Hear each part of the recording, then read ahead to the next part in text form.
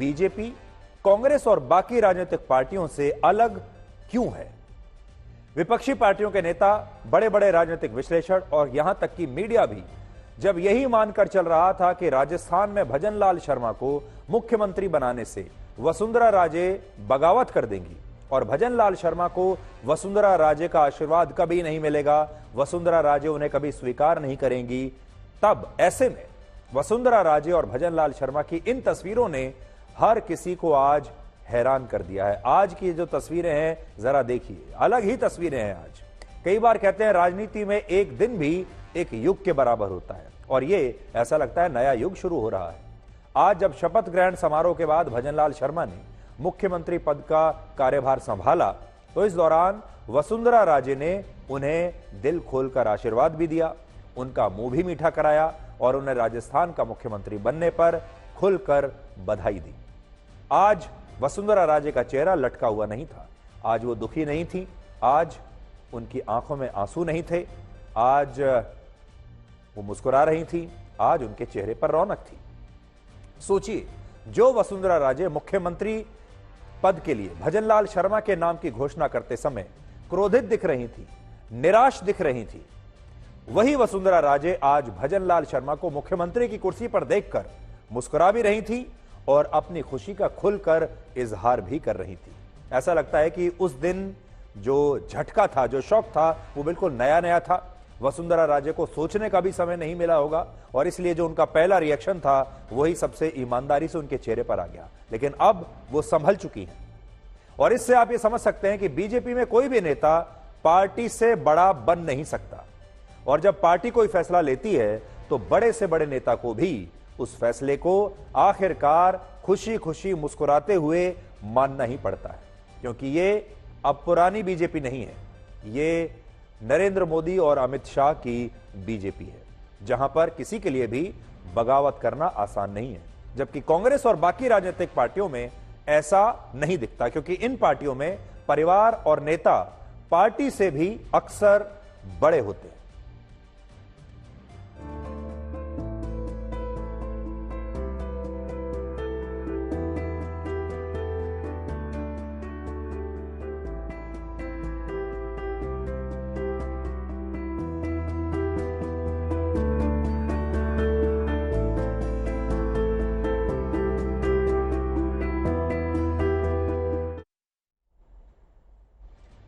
56 वर्ष के भजनलाल शर्मा ने आज राजस्थान के 14वें मुख्यमंत्री के रूप में शपथ ली और इस दौरान उनके शपथ ग्रहण समारोह में प्रधानमंत्री मोदी, गृह मंत्री अमित शाह और बीजेपी अध्यक्ष जेपी नड्डा समेत कई बड़े नेता और बीजेपी शासित राज्यों के मुख्यमंत्री शामिल होने के लिए वहां पर पहुंचे।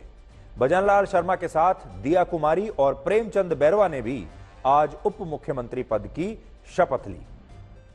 52 वर्ष की दिया कुमारी जयपुर के राजघराने से हैं, जो पहले लोकसभा की सांसद रहीं और इसके बाद बीजेपी ने उन्हें विधानसभा चुनाव में अपना उम्मीदवार बनाया, यानी लोकसभा से वापस विधानसभा भेज दिया और अब उन्हें राजस्थान के उप मुख्यमंत्री की जिम्मेदारी सौंपी गई है। राजस्थान में इस बार बीजेपी को महिलाओं के बम्पर वोट मिले हैं और इसलिए बीजेपी ने काफी सोच समझकर दिया कुमारी को उप मुख्यमंत्री बनाया है, जो राजपूत समुदाय से आती हैं। और अगर आप देखें तो एक तरीके से ऐसा लगता है कि वसुंधरा राजे की जो लेगेसी है राजस्थान की राजनीति में, बीजेपी धीरे धीरे दिया कुमारी के जरिए उस रिक्त स्थान को भरने की कोशिश कर रही है, क्योंकि दिया कुमारी भी राजस्थान में राजपूत समुदाय से आती हैं, वो भी वसुंधरा राजे की तरह राजघराने से आती हैं और काफी कुछ अगर आप शख्सियत देखें, पर्सनैलिटी देखें तो दोनों की मिलती जुलती है। और आप ये कह सकते हैं आज की कम से कम इन तस्वीरों को देख के कि वसुंधरा का जो राज है वो धीरे धीरे अब समाप्ति की ओर है, वो एक्सपायर हो रहा है और उसके बाद दिया कुमारी धीरे धीरे उनकी जगह को भरने की कोशिश आने वाले समय में करेंगी और दिया कुमारी पर असल में सबकी नजर रहेगी। जबकि प्रेमचंद बैरवा को भी उप मुख्यमंत्री बनाया गया है दिया कुमारी के साथ और बैरवा दलित समुदाय से आते हैं। मुख्य अतिथि माननीय प्रधानमंत्री श्री नरेंद्र मोदी जी पधार चुके हैं। करतल ध्वनि से स्वागत कीजिए। भजनलाल शर्मा, ईश्वर की शपथ लेता हूं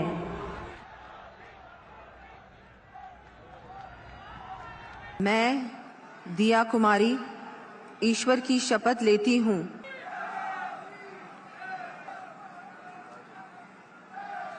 मैं डॉक्टर प्रेमचंद बैरवा ईश्वर की शपथ लेता हूँ।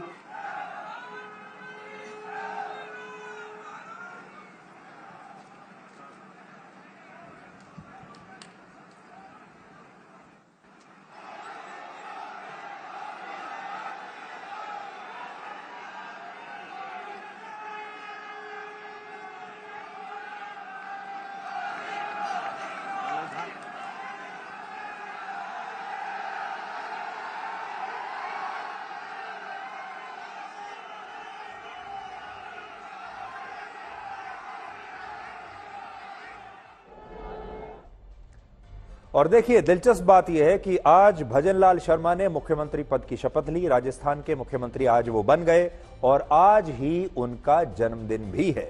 और वसुंधरा राजे ने खास तौर पर आज एक ट्वीट किया भजनलाल शर्मा के लिए, और उस ट्वीट में उन्होंने अपनी तस्वीर लगाई है, भजनलाल शर्मा की तस्वीर लगाई है और लिखा है, राजस्थान के मुख्यमंत्री भजनलाल शर्मा जी को जन्मदिवस की हार्दिक शुभकामनाएं।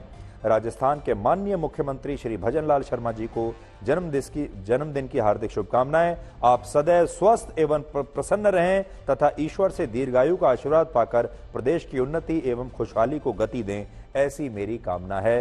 ये वसुंधरा राजे ने लिखा है भजनलाल शर्मा के लिए, जिनका जन्मदिन आज है। हमारे देश में हिंदू धर्म को मानने वाले ज्यादातर नेता अपने आप को सेक्युलर दिखाने के लिए कभी अपने धर्म और अपनी संस्कृति के बारे में खुलकर बात नहीं करते। लेकिन बीजेपी के इन 3 राज्यों में जिन नेताओं को नया मुख्यमंत्री बनाया गया है, वो तीनों ही नेता गर्व से ये कह रहे हैं कि वो हिंदू हैं और वो अपनी पहचान को लेकर बिल्कुल शर्मा नहीं रहे हैं। आज भजनलाल शर्मा ने मुख्यमंत्री बनने से पहले जयपुर के एक मंदिर में भगवान के दर्शन किए। तस्वीरें मैं आपको साथ साथ दिखाता जाता हूं।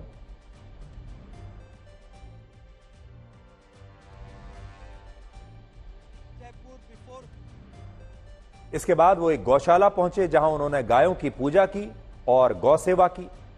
फिर वो अपने घर पहुंचे जहां उन्होंने अपने माता पिता के चरण धोकर अपने माता पिता का आशीर्वाद लिया मुख्यमंत्री की कुर्सी पर बैठने से पहले। वो तस्वीरें भी आप देख लीजिए। और हमारे हिंदू संस्कारों में और संस्कृति में अक्सर ये कहा जाता है कि जब भी कोई बड़ा काम करने के लिए जाओ तो हमेशा अपने माता पिता का आशीर्वाद लेकर जाओ। जब लोग बच्चे परीक्षा देने के लिए भी जाते हैं तब भी माता पिता का आशीर्वाद लेने के लिए जाते हैं। जब कोई खुशखबरी होती है तो खुशखबरी के बाद सबसे पहले माता पिता का आशीर्वाद लिया जाता है। और राजस्थान के नए मुख्यमंत्री अपनी पत्नी के साथ आज अपने माता पिता के चरण धो रहे हैं और उनसे आशीर्वाद ले रहे हैं। और हमारे देश के जो परिवार आज भी हिंदू संस्कृति में और इस तरह के रीति रिवाजों में विश्वास रखते हैं, आज उन्हें ये तस्वीरें देखकर बहुत अच्छा लगेगा।